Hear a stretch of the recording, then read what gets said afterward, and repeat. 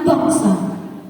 Ibu Wati beli sekutang, pulang lewat rumah Pak Mamat. Kakak cantik dan kakak ganteng, yuk jawab salam dengan semangat. Assalamualaikum warahmatullahi wabarakatuh.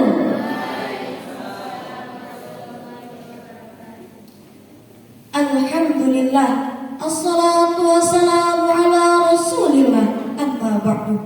Alhamdulillahi rabbil alamin. Segala puji bagi Allah atas udara yang kita hirup, air yang kita minum, nasi yang kita makan, serta iman dan Islam yang kita genggam. Salawat dan salam kita limpah curahkan kepada uswatun hasanah kita, manusia terbaik, pemimpin yang adil, pembawa keselamatan bagi seluruh alam. Beliaulah baginda Habibana ya Nabiyana wa Maulana Muhammad. Perkenankanlah saya di sini untuk menyampaikan pesan cinta dari Al-Quran melalui dua ayat yang saya rangkum dalam tema Di Tangan Pemuda, Islam Jaya, Bangsa Sejahtera. Wahai para pemuda, ingatkah kalian jauh sebelum kita berdiri di muka bumi ini, Allah telah mengutus Rasulnya untuk menyampaikan kebenaran-kebenaran melalui tokoh-tokoh pemuda yang tangguh dan berani berjuang membela kebenaran. Dikisahkan Ibrahim alaihissalam bagaimana beliau dengan gagah dan berani bertanya, untuk apa manusia menyembah berhala yang nantinya tidak akan menyelamatkan dirinya? Allah berfirman dalam surat Anbiya ayat 60, A'udzu billahi minasyaitonir rajim.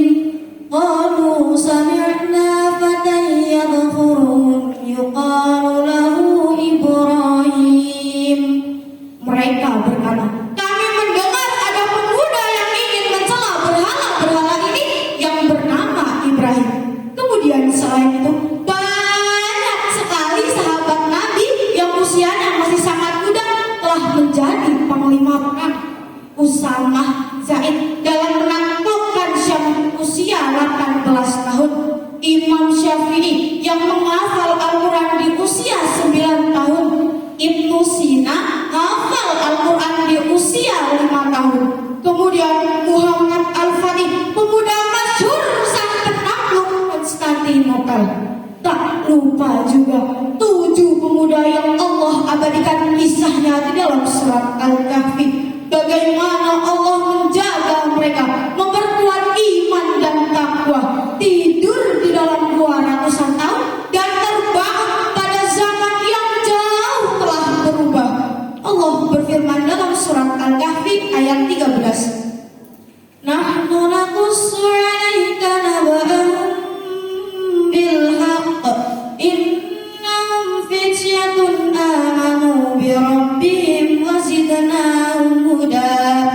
Kami kisahkan kepadamu cerita ini dengan benar. Sesungguhnya mereka adalah pemuda-pemuda yang beriman kepada Tuhan mereka, dan kami tambah pula petunjuk kepada mereka.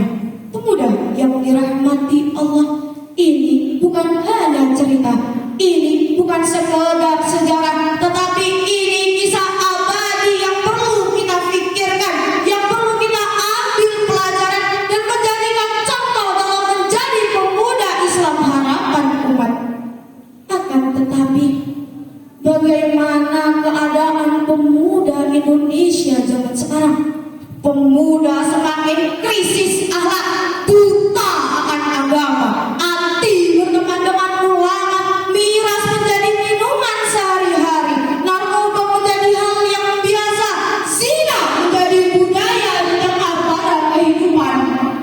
Pemuda Islam, guru tak lagi dihargai, ilmu tak lagi dicari, kemaksiatan serta pembunuhan adalah berita yang setiap hari kita dengar tentang para pemuda.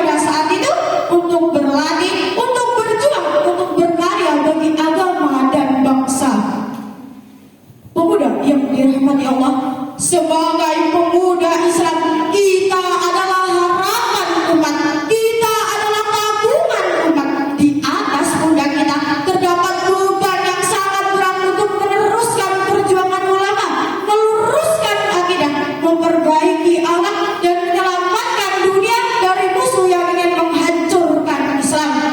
Iman dan takwa kita haruslah kokoh, fisik kita haruslah kuat, mental kita pantang menyerah. Sebagaimana kata-kata hayya tufatta wallahi bi'ilmi wa tuqwa idza lam yakuna la